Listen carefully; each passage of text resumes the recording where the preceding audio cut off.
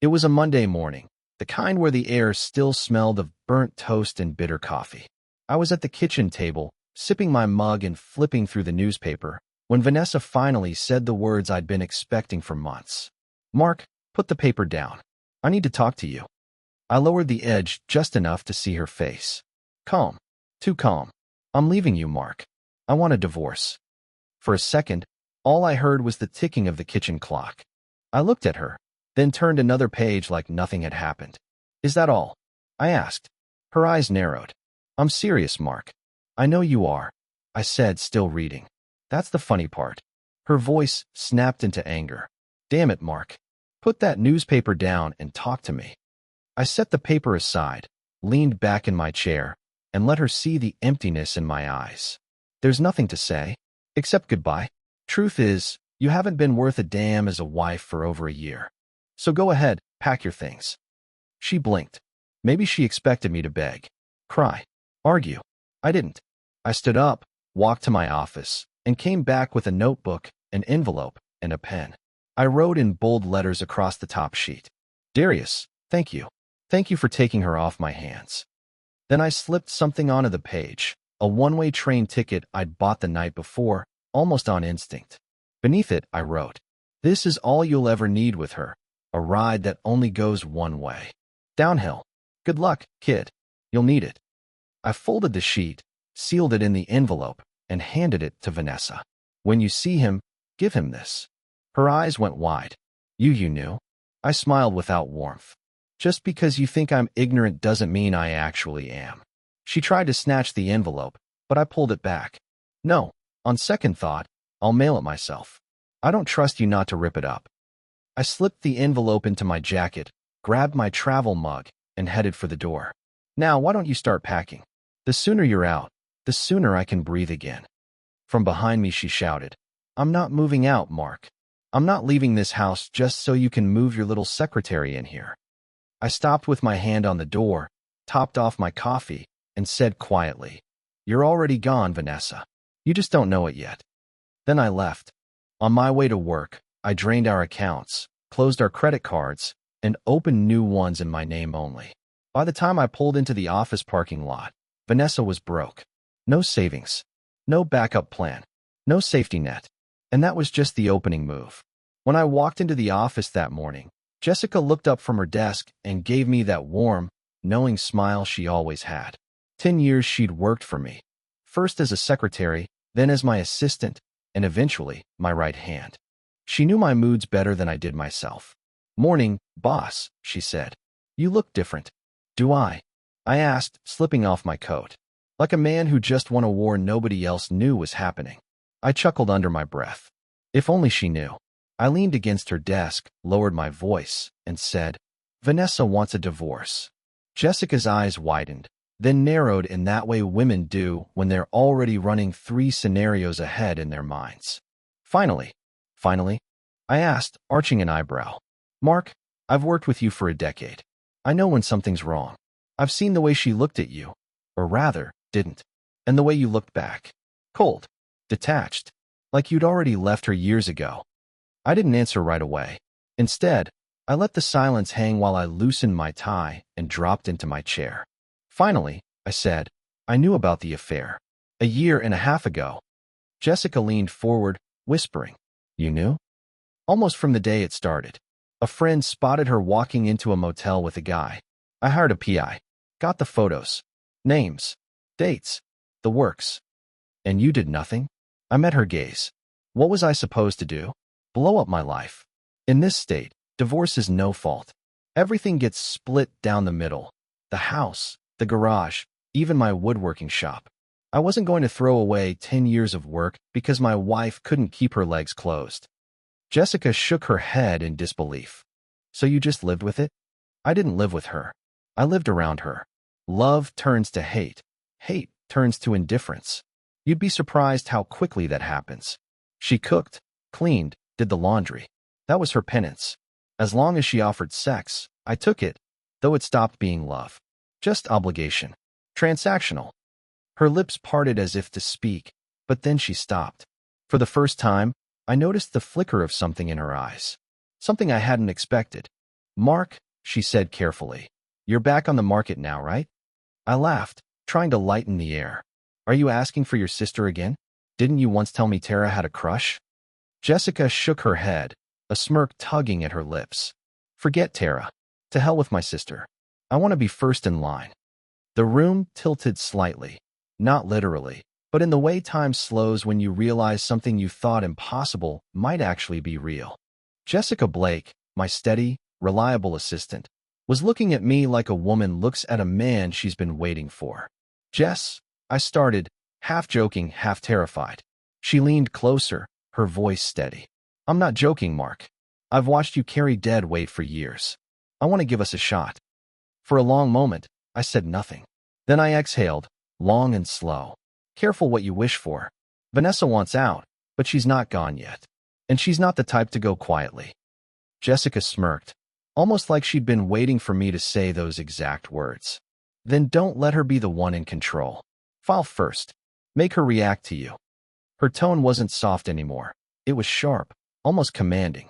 And it struck me. She was right. If Vanessa filed, she'd set the rules. She could lie, twist the story, maybe even get a restraining order against me. Judges ate that stuff up. But if I filed first, I'd be the one steering. I leaned back in my chair, staring at the ceiling, the plan taking shape in my head. I knew exactly who to call. That night, when the house was quiet and Vanessa had locked herself in the guest room, I sat alone in my office with a glass of bourbon. I stared at my phone for a long time before finally pressing speed dial. Daniel Parker picked up on the second ring. Mark? It's late. Everything okay? Not even close, I said flatly. I need a divorce lawyer. And I need one fast. There was a pause. Daniel and I had been friends since third grade. He and his wife Sally had been to my house for barbecues, vacations, birthdays. He knew Vanessa. He liked her, which made what I was about to say sting a little. She's leaving me. For someone else. I heard his sigh through the line. Damn, Mark. I'm sorry. I always liked Vanessa. Yeah, well, I muttered, swirling the bourbon in my glass. So did Darius Cole. Apparently, he likes her enough to take her off my hands. Daniel didn't laugh. He knew me too well. What do you want me to do? I want the papers drafted. I want her served. And I want a restraining order. That made him pause. A restraining order? Against Vanessa? Against her and her boyfriend. She told me if I caused her trouble, Darius would straighten me out. Daniel snorted. That sounds like bullshit. Of course it is, I said, my voice cold. But judges don't know that. I don't need it to be true, Dan. I just need it on paper. I want her out of the house and kept out. There was a long silence on the other end. Finally, he said, you realize there will be a hearing in 10 days. The judge will want proof. I'll have proof, I said, looking over at the small box on my desk, the home security system I'd ordered weeks ago but never installed. Trust me, she's going to give it to me herself. Daniel exhaled.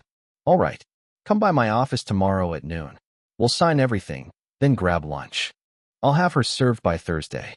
Good, I said. At work. Embarrass her. Make sure everyone sees. Jesus, Mark, he muttered. This isn't like you. You don't know me anymore, I said, finishing my drink. See you tomorrow. I hung up before he could answer. When I looked across the desk, Jessica was still sitting there, legs crossed, arms folded, watching me with an intensity that made my chest tighten. So, she asked softly. It's done, I told her. By the end of the week, Vanessa's going to realize she picked the wrong man to cross. Jessica smiled faintly. And what about us? I studied her face, the loyalty, the fire, the hunger. For the first time in years, I felt something stirring in me that wasn't bitterness or rage. Us, I said, leaning back in my chair. First, I take back my life. Then we'll see. Her smirk widened. Don't take too long, Mark.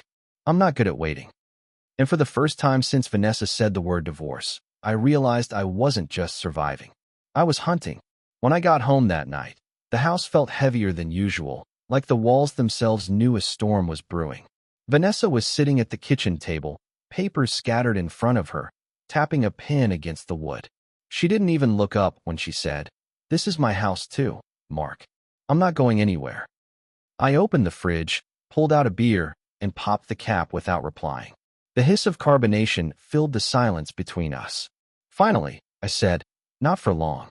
Her head snapped up, eyes burning. "I told you, I'm not moving out. You think you can just push me aside, pack my bags, and erase me? No. If you want this divorce, you'll have to fight me for every damn thing in this place." I took a long pull of my beer, savoring the bitterness before answering. "Good. I want to fight. I'll drag this through court until your lawyer bleeds you dry. You want the coffee table? Too bad. Vanessa, it's mine now. You want the couch? Sentimental value. I'll make you fight for scraps." Her face twisted. "Why are you doing this? You didn't even react when I told you I wanted a divorce. You acted like you didn't care." I leaned across the table, my voice low and sharp. "That was before I remembered the other times, Vanessa. 3 other times when you disappeared into that same jealous, secretive mood. You think I didn't notice? You think Tyrone is the first? No, just the latest." Her eyes flickered away, and that tiny movement was all the confirmation I needed. "You know what's funny?" I continued. "I loved you enough back then to stay quiet. I thought maybe I'd pissed you off, maybe it was some stupid phase. And every time, you crawled back to me, and I let it slide. But this time? No. This time you wanted out. You wanted to run off full-time with him." I slammed the bottle down on the table hard enough to make the papers jump.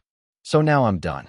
I don't care if you stay in this house or rot in a motel, but I swear, Vanessa, I will make this divorce the most expensive mistake of your life." For a second, her mouth opened like she was going to scream. Instead, she snapped her jaw shut, stood, and stormed toward the stairs. I called after her. "Move your crap into the spare bedroom. From now on, I don't want to see you, talk to you, or smell your perfume. You're a ghost in this house." Her footsteps pounded up the stairs, the door to the guest room slamming like a gunshot. I finished my beer in silence, staring at the kitchen window. I knew what I wanted to do: tie her down with the thickest belt I owned and make her bleed for what she'd done. The thought burned through me like fire. But that would only land me in jail. No, my revenge would be smarter, cleaner, crueler. I'd take her money, her pride, her reputation, piece by piece. By the time I climbed into bed alone that night, one thing was clear. Vanessa had no idea just how ugly this was about to get. 2 days later, I sat in a cafe across the street from Vanessa's office, nursing a black coffee and checking my watch. 10:15, right on schedule. My phone buzzed. "Daniel." "It's done," he said. "She's been served." Through the cafe window, I could see the building.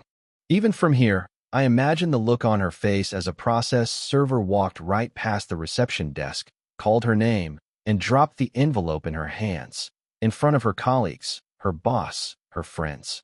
She always prided herself on image, on control, and now the entire office knew her husband had filed for divorce and slapped her with a restraining order.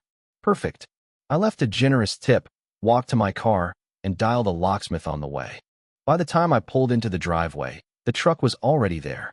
Within an hour, every lock in the house was replaced, the security system was armed, and Vanessa's world had shrunk down to a pile of cardboard boxes stacked in the garage. I took my time arranging them, even wrote a sign in thick black marker. "Vanessa, your things are here. Garage only." I left the garage door wide open for when she arrived. Around 5 p.m., her car tore up the driveway. She slammed the door, heels clicking furiously as she stormed toward the house, only to stop dead when she saw the sign. Her eyes darted from the boxes to the front door, then back. She tried her keys. Nothing. She tried again, harder, rattling the knob like it would change something. Then she hammered the doorbell, over and over, her face twisting with rage. I sat in the living room, beer in hand, watching her shadow through the frosted glass of the front door. I didn't move, didn't answer. After 10 minutes, she gave up and stomped back to the garage. She grabbed a couple of bags, threw them into her car, and peeled out of the driveway, so hard the tires screamed. 2 minutes later, my phone rang. "You son of a bitch," she screamed. "Did you really have to humiliate me in front of my colleagues?" I took a slow sip of beer before answering. "Better than letting you humiliate me in front of mine." "What the hell is this restraining order crap?" she demanded. "I was afraid you might ask Darius to come rough me up for being rude. Judges take that seriously, you know." You're making this harder than it needs to be, she cried. Good, I said, my voice ice cold. This is just the beginning.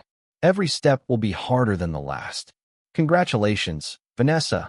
You wanted war, and now you've got it. I hung up before she could answer.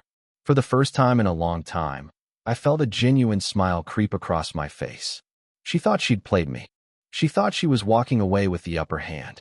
But by the time I was finished, Vanessa Reed would be nothing more than a story people whispered about. The woman who gambled and lost everything. The first few days after she was served, I almost started to think Vanessa might actually back down. She'd vanished from the house, only coming by to grab boxes from the garage.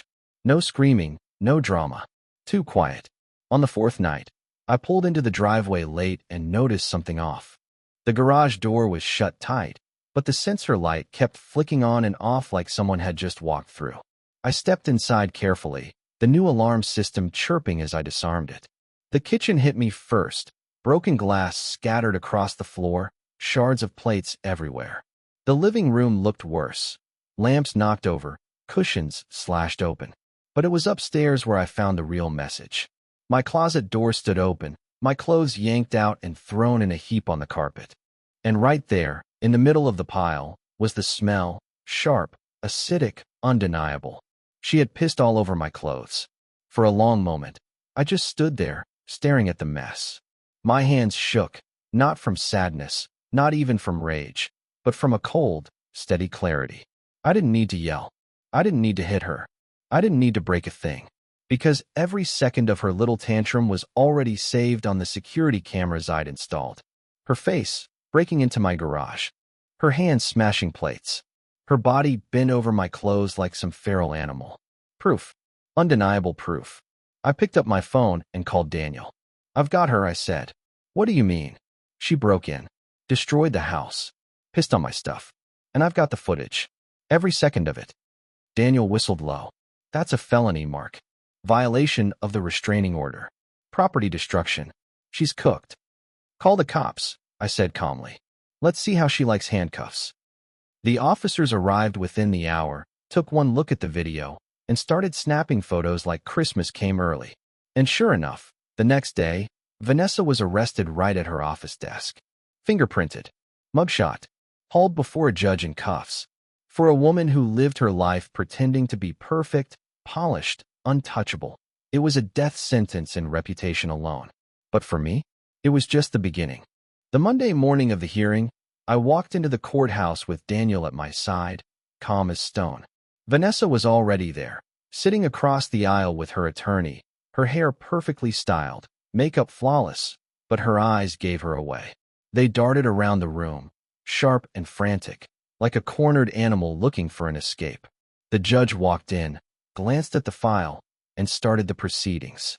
Vanessa's lawyer immediately launched into a performance about how my wife was the victim, how she had been provoked into an emotional reaction because I blindsided her with an unnecessary restraining order. I didn't move. I didn't blink. I just waited. When the judge finally looked at me, Daniel nodded, and I handed over the USB drive. Your Honor, Daniel said smoothly. This is the security footage from Mr. Henderson's home. It shows Mrs. Reed entering the property illegally, destroying furniture, smashing dishes, and, he paused for effect, engaging in behavior that I think speaks for itself. The bailiff plugged it in, and the video rolled on the courtroom screen. There she was, Vanessa, wild-eyed, storming into the kitchen. The sound of glass breaking, the sight of her ripping through my closet. And then, the moment, her crouching over my clothes like some rabid dog, marking her territory. Gasps echoed through the courtroom. Even her lawyer looked like he wanted to crawl under the table. The judge leaned back in his chair, lips pressed tight, watching the entire clip without interruption. When it ended, the silence was thick enough to choke on. Finally, he said, Mrs. Reed, this court finds you in violation of the restraining order. Furthermore, your actions constitute willful destruction of property. Effective immediately, the restraining order is made permanent. You are prohibited from entering Mr. Henderson's home or approaching him within 100 yards. Do you understand? Vanessa's voice trembled.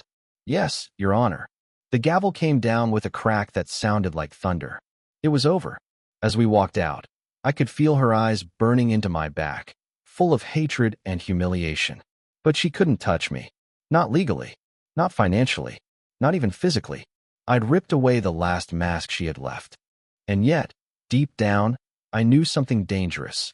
People like Vanessa didn't stop when the game was over. They broke rules, bent laws, did whatever it took to keep clawing back power. The weeks after the hearing felt like stepping out of a storm cellar after a tornado. The house was quiet again. My clothes were replaced, the broken lamps gone, the carpets cleaned. For the first time in months, I could breathe without feeling like the air was poisoned. Jessica and I started spending more time together outside the office. At first, it was innocent, coffee runs, late dinners, walks after work. But soon, the distance between us shrank. Her laughter filled the spaces Vanessa's voice used to haunt. Her hand brushed mine and lingered longer each time. One Friday night, she came over with takeout. We ate on the patio, the sound of cicadas humming in the background. She leaned back in her chair, wine glass in hand, eyes sparkling in the warm glow of the porch light. "You look lighter," she said. "Like the weight's finally off your shoulders." I smirked. "You're the one carrying it now. Always checking my calendar, making sure I don't miss meetings. You've been my lifeline these last few weeks." Her smile softened. "Mark, you don't have to say it. I want to be here. I've wanted this for a long time." For a moment, I let myself forget the wreckage behind me.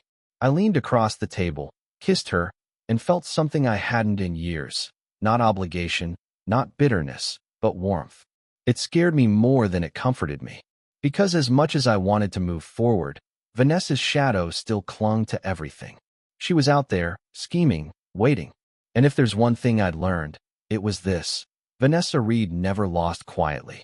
6 months later, the divorce was finalized. No fault. Assets split down the middle. But thanks to Daniel, I kept the house, the garage, my shop, and more of my savings than I'd dared to hope. The alimony the judge ordered was laughable, $100 a week, barely enough to cover her gas. Jessica moved in not long after. The spare bedroom that Vanessa had once sulked in became Jessica's office. The kitchen that used to echo with silence now rang with her humming as she cooked. For the first time in a decade, my house felt like a home. But happiness is a fragile thing. And as we unpacked boxes and planned our future, I couldn't shake the feeling that Vanessa wasn't finished with me yet. 8 months after the divorce, I found myself sitting alone at the Hilton bar, nursing a beer and a steak sandwich.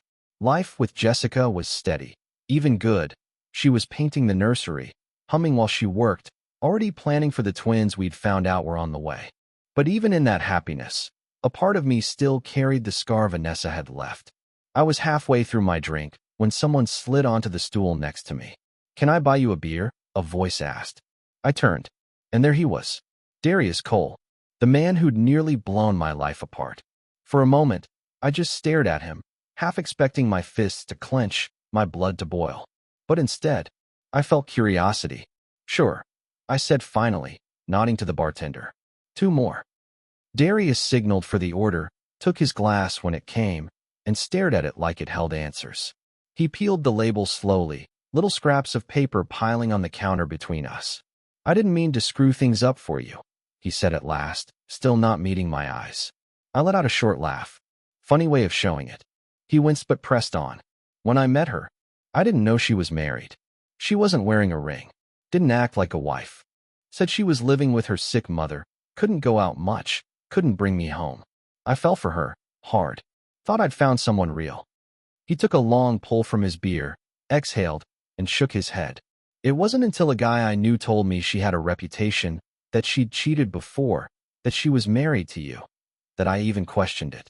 At first, I didn't believe him. But then, I got your letter. That train ticket." I felt my lips curl into a smile. "Ah, so she gave it to you." He nodded slowly. "She cried when I confronted her. Said you were an abusive drunk. Said you threatened to kill her if she left. Claimed you were dangerous." "And you believed her?" I asked. "Not for long," he admitted. "I dug around. Found out she had a history of lies.